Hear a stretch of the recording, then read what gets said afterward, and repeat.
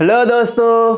हाँ, तो आप सभी कैसे हैं? मुझे उम्मीद है कि आप सभी अच्छे होंगे और खुश भी होंगे। जैसा कि हमने पिछले क्लास में रेंज के कॉन्सेप्चुअल क्वेश्चन किए थे, काफ़ी अच्छा क्वेश्चन आपको फ्रेम हुआ था रेंज का। और मुझे उम्मीद है कि जितना हमने आपको सिखाने का प्रयास किए उतना आप काफ़ी अच्छे से सीख गए होंगे। और साथ ही साथ अब आप जब भी आपको सीक्वेंस सीरीज का रेंज का क्वेश्चन मिलेगा आप फोड़ देंगे। और आपको एक क्वेश्चन होमवर्क में मिला था, तो मुझे उम्मीद है कि इसमें से बहुत ही कम स्टूडेंट होंगे जिन्होंने सॉल्व करके लाए होंगे, क्योंकि उन्होंने 3 से 4 बार प्रैक्टिस किए। 4 बार प्रैक्टिस नहीं, ट्राई किए। और मुझे उम्मीद है कि जो 3 से 4 से ज़्यादा बार ट्राई किए वो उन्होंने तो क्वेश्चन को खुद से भी सॉल्व कर दिए होंगे। तो क्वेश्चन में क्या था? कुछ नहीं था। क्वेश्चन क्या था आपको पता होगा, जैसे 4 sec square x plus cosec square x plus 3 करके था कुछ ऐसा ही क्वेश्चन था। यानी कि सेक स्क्वायर और कोसेक स्क्वायर में रिलेशन था। हमने आपको क्या बताए थे, जब भी आप इस क्वेश्चन को सॉल्व करेंगे, सीक्वेंस सीरीज का रेंज का क्वेश्चन जब भी आपको आएगा तो आपको वेरिएबल टर्म क्या होना चाहिए? कैंसिल होना चाहिए। वेरिएबल टर्म कैंसिल होगा तभी आप एम जी एम का रिलेशन लगा सकते हैं, यानी कि M greater than G M, greater than equal to G M, तभी आप लगा सकते हैं। लेकिन आपको यहाँ पे वेरिएबल टर्म कैंसिल होते हुए नहीं दिख रहा है, क्योंकि यहाँ पे सेक है और कोसेक का रिलेशन है। तो हमने आपको क्या बताए थे, घबराने की कोई ज़रूरत नहीं है। ये जो आपको क्वेश्चन दिया गया ये पैकिंग करके दिया हुआ है। अब पैकिंग क्या होता है वो आप समझते हैं। चलिए, आप एक उदाहरण के थ्रू आपको बताने चाहते हैं। जैसे कि आप दाल चपाटी लेने गए 5 स्टार होटल में, आपको पैक करके देगा। जब आप घर पे लेके जाते हैं तो आपको पैक करके देगा। पहले तो सिल्वर पेपर में पैक करके देगा, फिर उसके बाद कोई कार्टून वाला जैसे पेपर में पैक करके देगा, फिर डिब्बा में देगा, फिर उसके बाद आपको थैला में देके आप ले जा सकते हैं। तो वो आपको पैकिंग करके दिया। वही दाल चपाटी आप रेडी पे लीजिए तो आपको कागज़ में दे देगा, फोल्ड करके दे देगा। तो आप बताओ इसमें दोनों को जब हम अनपैकिंग करेंगे तो कौन ज़्यादा डिफ़िकल्ट होगा? 5 स्टार होटल वाला, क्योंकि आप रेडी वाला तो गए, कागज़ को खोले, चट से ना डाल दिए। लेकिन आप जब भी आप 5 स्टार के होटल का जब आप उसको पैकिंग जो दिया हुआ है उसको अनपैक करेंगे तो आपको बहुत ध्यान से करना पड़ेगा, क्योंकि आप देखेंगे इतना पैकिंग, ऊपर कार्टून लगा हुआ है, आपको किस तरह से अनफोल्ड करना है ताकि आपको कोई भी मटेरियल, अंदर का जो मटेरियल है, नुकसान ना हो। आप उस पर बहुत संभाल के करते हैं और सोच के करते हैं, कहाँ से ओपन करें, कहाँ से ठीक करें।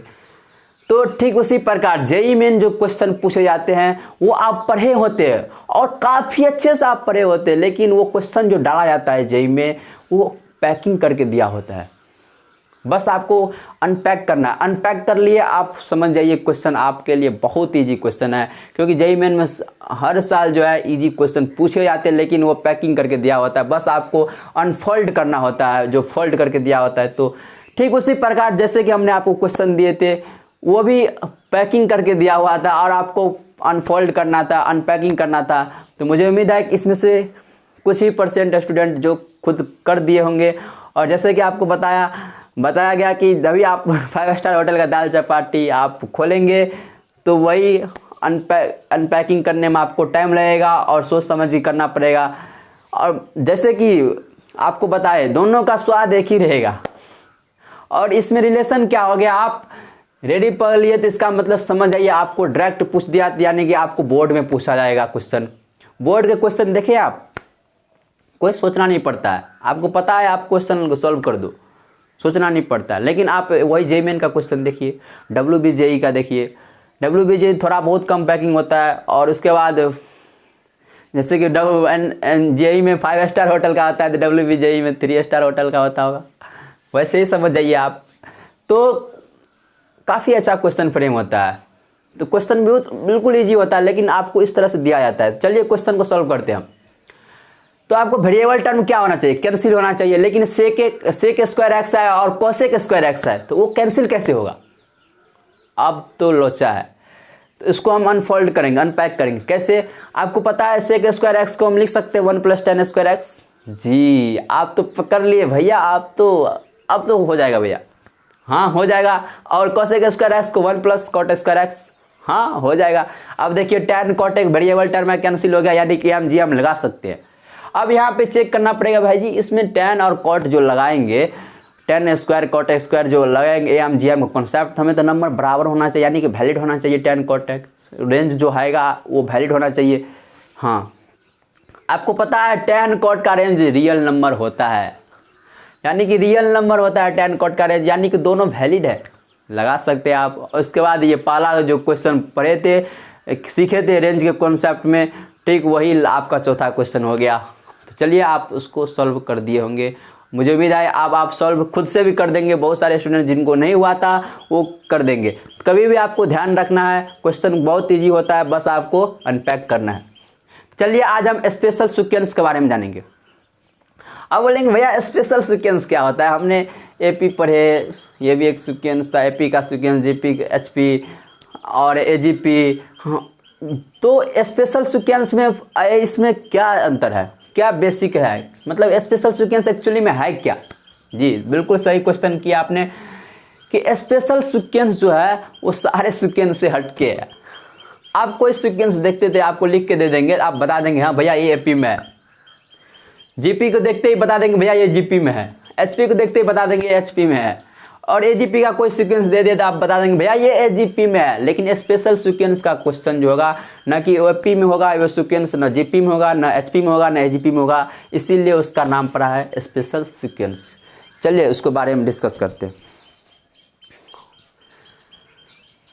स्पेशल सीक्वेंस ये आपके सीक्वेंस सीरीज का क्या है, लास्ट टॉपिक है, यानी कि लास्ट कॉन्सेप्ट है स्पेशल सीक्वेंस। तो ये आपके सीक्वेंस सीरीज का लास्ट टॉपिक है, लास्ट कॉन्सेप्ट है। उसके बाद हम फंक्शन पे एंट्री मारेंगे, बहुत ही जल्द कैलकुलस में एंट्री मारने वाले हैं। तो स्पेशल सीक्वेंस में पहला आपको निकालना तो आता होगा, जैसे कि टीएन निकालना आपको आता है। टीएन क्या आता है, एस एन माइनस 1, यही होता है। ये हमने आपको सिखाए भी थे, प्रूव्ड भी किए थे। ये क्या होता है टीएन, ये आपको कुछ टर्म है आपको इसमें ध्यान रखना पड़ेगा। जैसे कि आपको टीएन निकालना बता दिए, उसको आपको ध्यान रखना पड़ेगा। ये कैसे होता है देखिए, हमने आपको प्रूव्ड भी किया, आपको फिर से बता देते हैं। जैसे कि एस एन बराबर हम क्या लिख सकते हैं, T1 plus T2 plus T3 plus T4 से लेके Tn तक लिखते हैं, एस एन बराबर लिखते हैं। तो यानी कि एस एन बराबर मतलब क्या, वो T1 से लेके Tn तक के सम, सारे Tn नंबर तक जितने होंगे सारे नंबर का सम, सारे टर्म का सम, यही होगा ना। लेकिन Sn माइनस 1 क्या होता है, तो T1 से लेके Tn माइनस 1 तक के सम को आप देखिए, T1 से लेके Tn माइनस तक के सम को Sn बोल, Tn तक के सम को Sn बोल दिए। और Sn बराबर हो गया T1 plus T2 plus Tn तक, और Tn माइनस 1 तक के सम को क्या बोलेंगे, Sn माइनस 1। तो Sn माइनस 1 की सर लेंगे तो Sn माइनस 1 बराबर इधर क्या बच जाएगा, Tn। तो ये तो हो गया, ये हम प्रूव्ड भी किए थे। तो ये आपका हो गया। ये इस कुछ पॉइंट को इसमें आपको ध्यान रखना पड़ेगा। अब देखिए Sn को हम इस तरह से भी लिखते हैं, Sn बराबर समेशन ऑफ Tn, Sn बराबर समेशन ऑफ Tn, या आप इस तरह से लिख सकते हैं समेशन ऑफ R बराबर 1 से लेके n तक R। देखिए दोनों एक ही चीज़ है, ये R है यहाँ पे, इसको भी छोटे R दे दीजिए, ये भी छोटे ही R था, लेकिन आपको कन्फ्यूजन न हो इसलिए। देखिए Sn बराबर हमने क्या लिखा, समेशन ऑफ Tn, यानी कि Tn जब भी लिखे तो समेशन मतलब क्या होता है, सम। तो Tn लिखे तो n का वैल्यू 1 हो जाएगा, T1 plus T2 plus T3 plus कहाँ तक जाएगा, n तक जाएगा। तो उसको हम क्या Sn को क्या किया हमने, Tn यानी कि जनरल टर्म को हमने समेशन लगा दिए, तो वो कितना आ गया Sn। या तो कभी आपको इस तरह से दिखने को मिलेगा, R बराबर 1 है, 1 से लेके n तक का समेशन, और क्या है 1 से R का वैल्यू 1 से लेके n तक। तो या आप ये बोलिए या ये बोलिए, इस तरह से भी आप रिप्रेजेंट करते। देखिए R का वैल्यू यहाँ से क्या हो जाएगा 1, फिर R के बाद यहाँ पर 2 लेंगे, कहाँ तक जाएगा, n तक, 1 से लेके n तक जाएगा। और R का वैल्यू 1 से n तक जाएगा, तो 1 प्लस 2 प्लस 3 प्लस 7 4 प्लस ऐसे करके n तक जाएगा। इसी को हम बोलते हैं, इस तरह से आप रिप्रेजेंट करते हैं। अब बोलेंगे भैया इसका जरूरत क्यों पड़ा। हाँ देखिए स्पेशल सीक्वेंस में जब हम क्वेश्चन करेंगे ना, तो उसमें आपको Tn निकालना बहुत इंपॉर्टेंट बात है।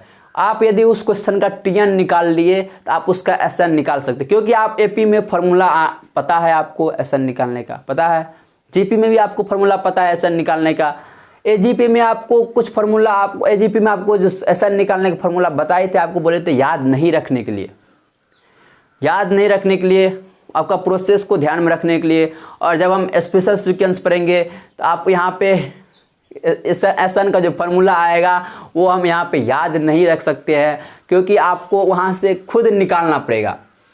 टी.एन निकाल लिए आप समेसन लगा देंगे टी.एन में, आपको एसन मिल जाएगा। इसीलिए ये एसन यानी समेसन ऑफ टी.एन का इस्तेमाल किया जाता है यहाँ पे स्पेशल सीक्वेंस पे। तो इतना आप समझ गए। अब चलिए, इसी में आपको समेसन ऑफ दे देगा n, तो n तक का समेसन कितना हो जाएगा आपको, जैसे r का वैल्यू 1 से लेके n तक, और ये r समेसन कितना होता है आपको 1n इंटू n प्लस 1/2। देखिए ये होता है। अब देखिए ये कैसे हुआ है, आपको समेसन ऑफ n पता ही होगा, ये फॉर्मूला आप याद भी किए होंगे, यानी कि sum of first natural number का sum of first and natural number का सम आपको पता ही होगा, वही है नेचुरल नंबर है। देखिए r का वैल्यू 1 लेंगे, फिर r का वैल्यू 2 लेंगे, तो 1 + 2 + 3 + n तक जाएंगे।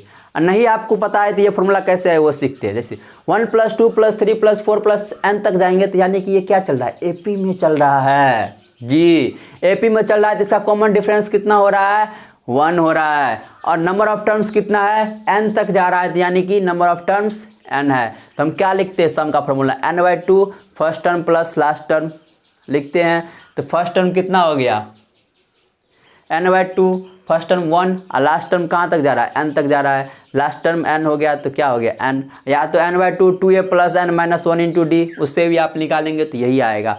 तो इस तरह से आप ध्यान रख सकते हैं। ये आपको कुछ पॉइंट है आपको ध्यान रखना पड़ेगा। उसके बाद summation of n², summation of n² यानी r का वैल्यू 1 से लेके n तक, और आपको यहाँ पर r² देगा, इसका फॉर्मूला हो जाएगा n × n + 1 × 2n + 1 / 6। ये आप ध्यान में रखिए। उसके बाद समेसन ऑफ n³, तो ये आपको हो जाएगा r का वैल्यू 1 से लेके n तक, और ये r³, इसका हो जाएगा आपको समेसन ऑफ n का होल स्क्वायर बोले, या आप इस तरह से बोल सकते हैं n² × n + 1 का होल स्क्वायर / 4। यही है समेसन ऑफ n का होल स्क्वायर। अब आपको देखिए, आपको कभी इस टाइप का दिखेगा, जैसे कि SN आपको दे देगा निकालने के लिए, या कोई आपको समेसन दे देगा आपको कितना, a(f(n) + b(g(n) b(g(n) + c दे देगा आपको। इसका कहेगा समेसन निकालने के लिए, यही तो दिया है, समेसन दे के दिया हुआ है हमें a(f(n) यानी b(f(n) b(g(n). देखिए f(n) जो है ना, ये n में कोई टर्म वेरिएबल टर्म को डिनोट कर रहा है, जैसे कि fn, तो fn कुछ भी हो सकता है, n² + n + 3 यानी कि एक फंक्शन है, और ये भी एक फंक्शन है कोई, यानी कि इक्वेशन को रिप्रेजेंट कर रहा है, जैसे कि n² + 3n + ऐसे करके कुछ दिया हुआ है। तो अब इसका कहेगा सम निकालने के लिए। देखिए इसका सम हम किस तरह से इसको रिप्रेजेंट करेंगे, यहाँ पे जो है a और b और c, क्या a b c एक रियल कांस्टेंट है, क्या है, एक रियल कांस्टेंट है, वास्तविक कांस्टेंट है, रियल कांस्टेंट है, रियल नंबर आप तो जानते ही हैं, एक रियल कांस्टेंट है ABC। अब देखिए इसको हम किस तरह से लिखे, कभी भी आपको इस तरह से दिया रहेगा तो समझ जाइए आपको क्या हो जाएगा, समेसन ऑफ A जो कांस्टेंट है वो बाहर निकल जाएगा, A कांस्टेंट बाहर निकल जाएगा, समेसन किस में लग जाएगा, f(n) में लग जाएगा, क्योंकि इसमें n का फंक्शन दिया हुआ है और n को हम ऐड करते हुए जा रहे हैं। फिर उसी प्रकार b में कांस्टेंट है बाहर निकल जाएगा, और ये कितना हो जाएगा, समेसन ऑफ g(n) हो जाएगा।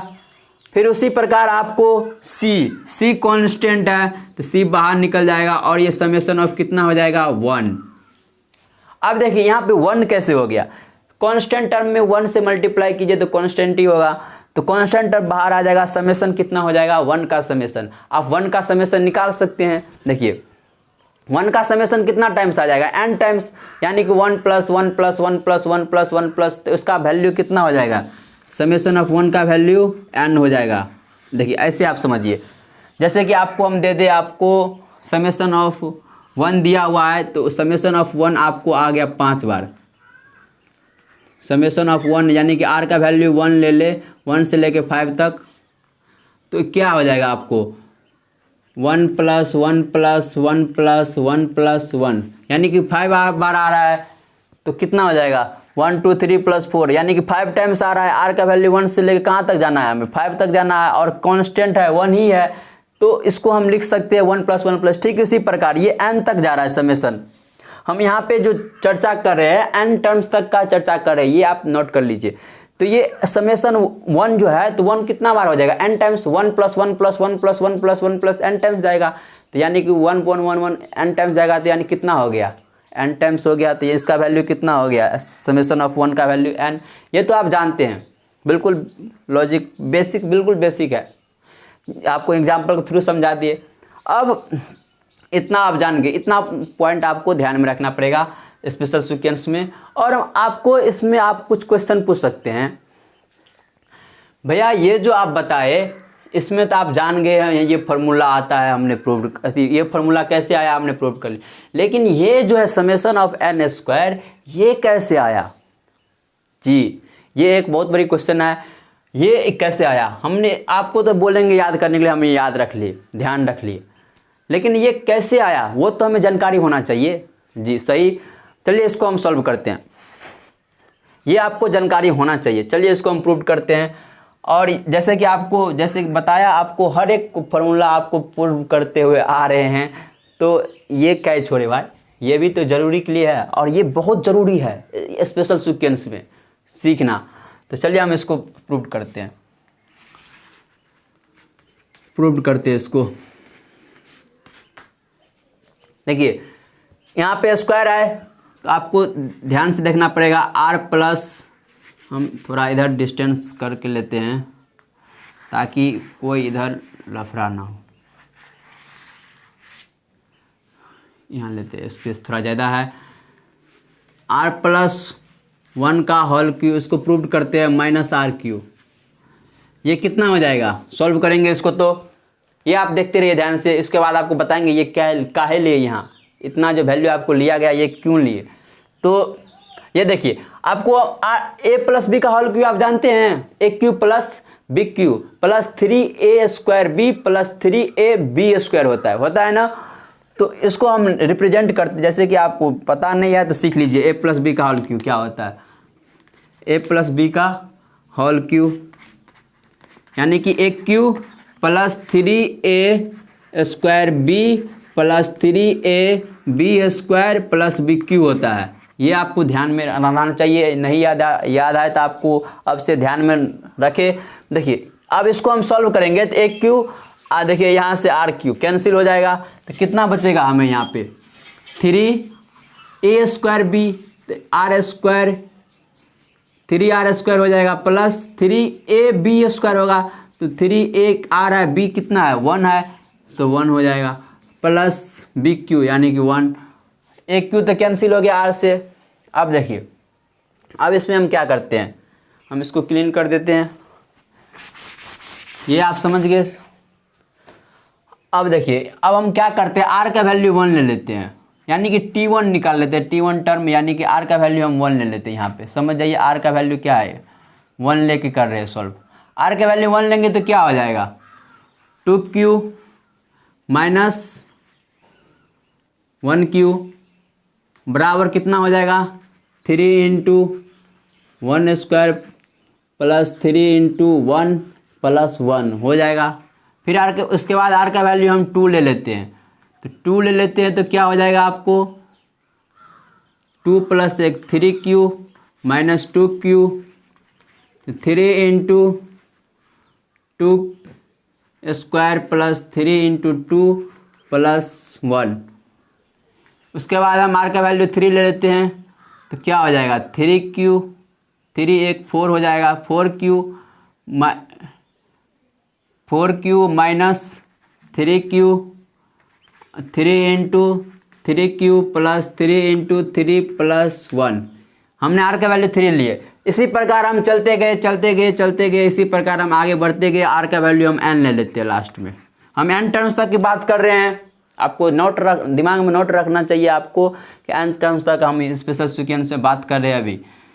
तो n टर्म्स तक कितना हो जाएगा यहाँ पे, n+1 का होल क्यू और माइनस n³ बराबर कितना हो जाएगा, 3 × n³ + 3 × n+1, ये हो जाएगा आपको, हो गया। अब देखिए हम क्या कर रहे हैं, अब हम क्या करते हैं, सभी को ऐड कर देते हैं, सभी को क्या करते हैं, ऐड कर देते हैं। आप प्रोसेस को ध्यान में रखिए, ऐड करेंगे तो क्या होगा, देखिए यहाँ पे +2q है, यहाँ पे -2q कैंसिल हो जाएगा, हाँ, +3q -3q कैंसिल हो जाएगा, +4q यहाँ पे कहीं -4q होगा, कैंसिल हो जाएगा, प्लस यहाँ पे कहीं n⁻ है, -n⁻ है, तो यहाँ पे कहीं +n⁻ होगा, तो यानी कि ये कैंसिल हो जाएगा। आपको डायगोनली क्या हो रहा है, कैंसिल होते हुए जा रहा है, तो ये आपको कैंसिल हो गया। अब देखिए हमें बचा कितना, बचा आपको n+1 का होल क्यू -1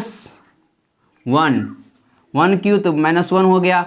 अब देखिए यहाँ से 3 कॉमन ले लेंगे तो क्या हो जाएगा आपको, 1² + 2² से लेके कहाँ तक, n² तक, n³ नहीं होगा, n² होगा, यहाँ पे स्क्वायर होगा क्योंकि स्क्वायर है ना r का।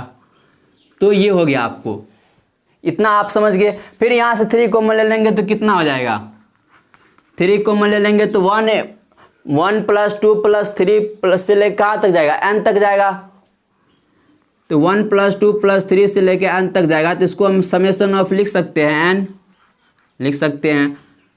उसके बाद 1 1 1 1 आ रहा है, कितना टाइम्स आ रहा है, n टाइम्स आ रहा है, नंबर ऑफ टर्म्स कितना आ रहा है, n टाइम्स, तो n टाइम्स आ रहा है, तो हम कितना हो जाएगा यहाँ पे +n हो जाएगा, +n, ये आप समझ गए। अब देखिए अब हम क्या करते हैं, अब इसको हम सॉल्व करते हैं, इतना आप नोट कर लिए हैं, इसको हम थोड़ा क्लीन कर देते हैं, बोर्ड पे स्पेस नहीं है।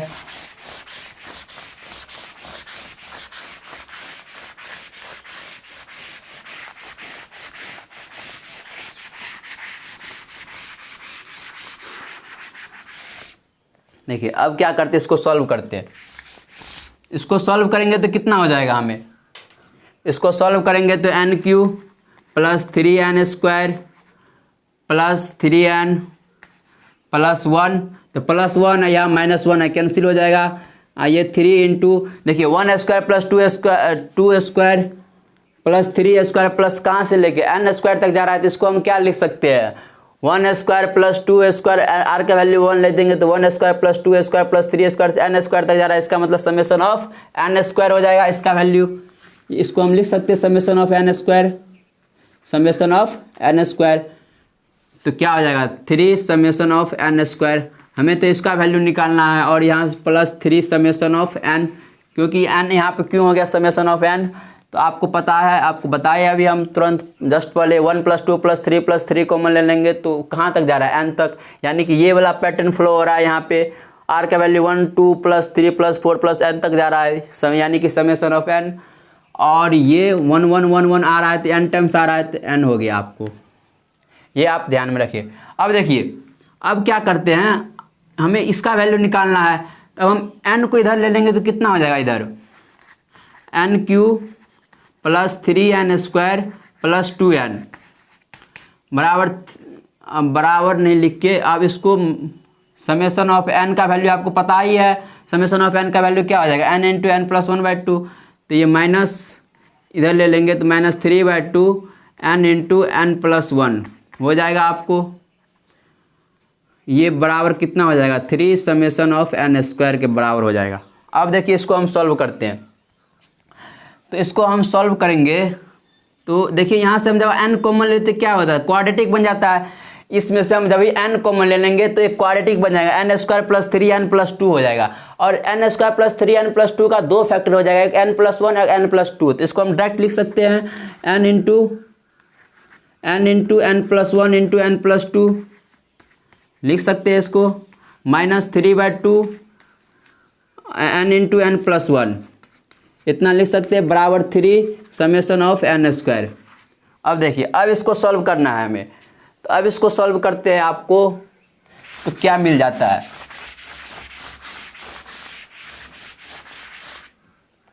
अब इसे हम सॉल्व करेंगे तो क्या हो जाएगा, देखिए तो n into n plus one common हो जाएगा, तो क्या हो जाएगा n into n plus one common ले लिए हम, n into n plus one हमने क्या ले लिए, कॉमन ले लिए, तो हमें कितना बचा, तो 2n n प्लस टू, तो क्या हो जाएगा 2n प्लस फोर, और यहाँ पे कितना हो जाएगा -3, तो यहाँ कितना आ गया 2n plus four minus three बराबर 3 समेशन ऑफ n स्क्वायर हो गया। अब देखिए यहाँ से हम क्या हो जाएगा आपको n into n plus one into 2n plus one, और ये बाय में 2 हो जाएगा ना, यहाँ पे बाय में 2 हो जाएगा, और 2 यहाँ पे नीचे 3 आ जाएगा, तो कितना हो जाएगा 6, यानी समेशन ऑफ n स्क्वायर का वैल्यू कितना आ गया, n into n plus one into 2n plus one upon 6, यही तो आपको आया था समेशन ऑफ n स्क्वायर का। तो इस तरह से आपको बता दे, इस तरह से आप प्रूव कर सकते हैं। और ये आपको क्यों लिए, ये आपको डिफरेंस मेथड है, जो कि आपको जब हम स्पेशल सीक्वेंस का क्वेश्चन देंगे, अधिकतर क्वेश्चन इसी मेथड से सॉल्व होगा आपका। स्पेशल सीक्वेंस डिफरेंस करना पड़ेगा दो टर्म्स के बीच में, और तभी आप क्वेश्चन को सॉल्व कर सकते हैं। आपको पहले क्या निकालना पड़ेगा, जनरल टर्म यानी कि टीएन निकालना पड़ेगा, जैसे कि हम और टीएन निकाल के आपको दोनों को सेपरेट करना पड़ेगा, ठीक इसी प्रकार, ताकि वो डायगोनल कैंसिल होते हुए जाए और आपका क्वेश्चन सॉल्व हो जाएगा। तो आप ये समझ गए। तो आप बोलेंगे भाई जी जब समेशन ऑफ एन क्यू का फॉर्मूला निकालना पड़ेगा तब कैसे निकालेंगे, समेशन ऑफ एन क्यू का कितना कैसे निकालेंगे, तो कोई बात नहीं। जैसे कि हमने समेशन ऑफ एन स्क्वायर के निकालने के लिए, प्रूव करने के लिए हमने क्या लिए, आर प्लस वन का whole q minus r q लिए, तो हमें एन क्यू चाहिए, तो एक पावर ऐड कर देंगे यहाँ पे, तो उस एक पावर ऐड करेंगे तो यानी क्या हो जाएगा आर प्लस वन का होल 4 और माइनस r4, तब आप समेशन ऑफ एन क्यू का निकाल सकते हैं। ठीक इसी प्रकार तभी आपको एक टर्म यहाँ पे बढ़ जाएगा। कौन सा एक टर्म बढ़ जाएगा, एन क्यू वाला टर्म बढ़ जाएगा, आपको वो निकालना पड़ेगा। जैसे कि यहाँ पे एन स्क्वायर वाला टर्म मिल गया, यहाँ से सॉल्व करते हैं। ठीक उसी प्रकार जब r4 करेंगे तो एन क्यू वाला टर्म मिल जाएगा, और इसके बाद 3n summation of n square मिल जाएगा, उसके बाद summation of 3 summation of n मिल जाएगा आपको, फिर उसके बाद प्लस n मिलेगा। तो इस तरह से आप सॉल्व कर सकते हैं। तो ये अपने स्पेशल सीक्वेंस का कुछ थ्योरी था, आपने सीखे, और कल हम इस पर कुछ क्वेश्चन करेंगे। फिर उसके बाद इसमें कुछ और एक दो थ्योरी बचता है, थ्योरी थोराइज कॉन्सेप्ट है उसके बाद, और तभी आप और इसके बाद अच्छे क्वेश्चन कर सकते हैं। डिफरेंस मेथड का जब हम थ्योरी सीखेंगे उसके बाद अच्छे क्वेश्चन कर सकते हैं। तो मुझे उम्मीद है कि अभी तक आपको जितना समझाए सिखाए वो काफ़ी अच्छे से आप सीख गए होंगे। तो चलिए धन्यवाद।